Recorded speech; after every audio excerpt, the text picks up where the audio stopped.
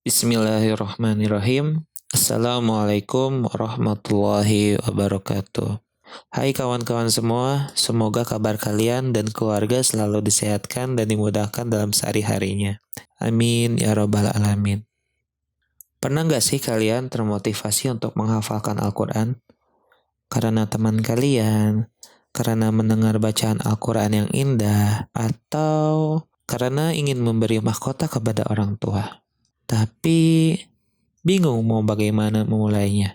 Insya Allah dalam kesempatan kali ini kita akan membagikan cara untuk kalian yang berkeinginan menghafal Al-Quran. Mari kita mulai.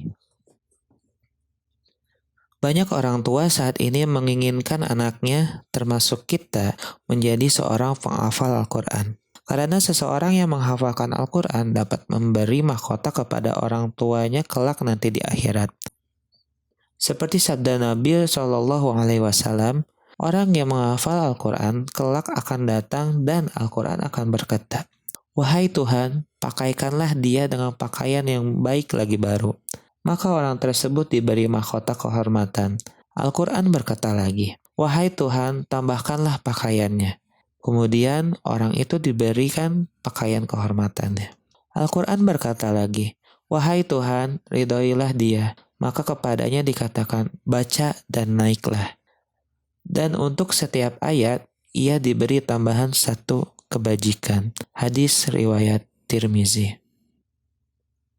Bisa nggak sih kita menghafal itu dengan waktu yang singkat? 1 bulan, 2 bulan, atau 6 bulan hafal Al-Quran 30 juz. Karena pingin banget bisa nyenengin orang tua di dunia dulu. Orang tua bahagia, insya Allah hafalan ini juga akan terjaga sesuai apa yang orang tua kita harapkan. Jawabannya, bisa. Hanya saja akan memiliki banyak kekurangan pada hafalan kita. Bukan hanya dari kualitas seberapa kuatnya hafalan kita, tapi dari kualitas berniat kita sesuai atau tidak.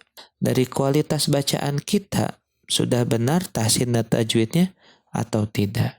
Dan juga kualitas pengaplikasian hafalan kita dalam kehidupan sudah sesuai Al-Quran atau tidak. Maka dari itu ada beberapa tahap yang perlu kita perbaiki dahulu agar hafalan kita terhindar dari kekurangan ini. Yang pertama, perbaiki niat dalam menghafal Al-Quran. Dalam berniat menghafal Al-Quran, tentu kita memiliki tujuan yang mulia. Tapi tujuan itu kadang menyeret kita ke dalam niatan yang berbeda. Awalnya kita berniat agar kelak nanti di akhirat bisa memberikan mahkota serta dimudahkan segala urusannya di dunia. Seketika berubah karena terlena akan hal di dunia. Terkenal, dikagumi, atau mungkin disenangi banyak orang. Maka dari itu, niatkan dengan membangun sebuah prinsip untuk tetap bisa berbakti kepada orang tua lewat menghafal Al-Quran. Yang kedua, istiqomah. Beristiqomah menghafal, jangan terlalu langsung mau menghafal satu hari satu halaman lancar. Setiap dari kita memiliki kelebihan dan kekurangan dalam kinerja menghafal, mengajar, dan mengolah pelajaran. Maka beristiqomahlah secara perlahan. Mulai dengan menghafal satu hari satu baris, ketika sudah terbiasa barulah nambah satu hari 2 baris, dan seterusnya. Ketiga, perbaiki bacaan dalam menghafal Al-Quran. Jika kita melihat ke dalam lingkungan kita, banyak di antara imam dan kita semua masih banyak yang keliru dalam melantunkan ayat suci Al-Quran. Suaranya merdu dan enak didengar, tapi salah dalam melantunkan huruf dan tajwidnya. Itu yang sering kita temui di lingkungan kita. Belajarlah dengan guru yang handal dalam masalah bacaan Al-Quran. Jangan malu dan jangan terpaku karena umur. Jika berniat untuk belajar, insya Allah semua itu akan dimudahkan oleh Allah Subhanahu wa Ta'ala. Keempat, perbanyak ibadah wajib dan sunnah. Menghafal Al-Quran adalah suatu bentuk kemuliaan ketika kita berada di dunia. Tapi dalam menghafal Al-Quran, kita juga jangan lupa dengan ibadah wajib maupun sunnahnya. Karena Al-Quran adalah kitab suci yang Allah turunkan langsung untuk Rasulullah SAW lewat pelantara malaikat Jibril. Perbanyak dan berusaha untuk senantiasa tepat waktu dalam melaksanakan sholat 5 waktu, serta mengerjakan sholat sunnah ditambah dengan puasa akan memudahkan kita dalam menghafal Al-Quran. Kelima, menyetorkan hafalan. Menyetorkan hafalan Al-Quran lebih baik disetorkan kepada guru yang ahli dalam permasalahan bacaan Al-Quran. Agar ketika kita menghafal ayat suci Al-Quran lalu melantunkan huruf serta tajwidnya, itu mencegah kita agar tak salah dalam melantunkan ayat suci Al-Quran. Maka jika perlu kita berteman dengan seseorang yang mengerti dalam masalah bacaan, mau itu teman pesantren ataupun kerabat dekat kita yang memiliki pengetahuan baik dalam melantunkan ayat suci Al-Quran. Keenam, memurojaah hafalan. Biasanya, jika kita sudah memiliki hafalan Al-Quran, kadang kita lupa untuk mengulangi kembali. Disebabkan karena kita terfokus oleh target hafalan kita sendiri.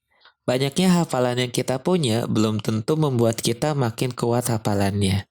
Malah bisa jadi kendor hafalannya. Maka lebih baik memiliki hafalan sedikit tetapi kualitas hafalannya baik. Baik dalam segi ingatan, pemaknaan ayatnya, syukur-syukur dapat diaplikasikan di kehidupan sehari-hari. Yang terakhir, ketujuh, pasang target menghafal Al-Quran. 1 bulan, 2 bulan, ataupun 6 bulan hafal 30 juz. Apakah worth it jika memasang target sesingkat itu? Kalau dibilang worth it sih, enggak deh. Kembali kepada poin istiqomah. Poin nomor 2. Setiap dari kita memiliki kelebihan dan kekurangan dalam kinerja menghafal, mengajar, dan mengolah pelajaran. Ditambah, semakin kita dewasa, semakin pula tak ada waktu untuk menghafal Al-Quran. Maka alangkah baiknya jika kita memasang target dalam kurun waktu 2 tahun, 5 tahun, ataupun 10 tahun hafal 30 juz. Dengan waktu selama itu, kita bisa menghafal leluasa. Dalam sehari, kita bisa menghafal 5 baris atau 3 ayat disertakan dengan artinya. Syukur alhamdulillah jika proses ini berjalan baik, semoga Allah memperkuat hafalan kita. Akhir kata, semoga video ini bermanfaat dan dapat membuat kalian belajar untuk memperbaiki diri menjadi pribadi yang islami, sesuai Al-Quran dan sunnah Nabi SAW. Saya Iza, sampai ketemu di video selanjutnya. Wassalamualaikum warahmatullahi wabarakatuh. Wallahu a'lam bishawab.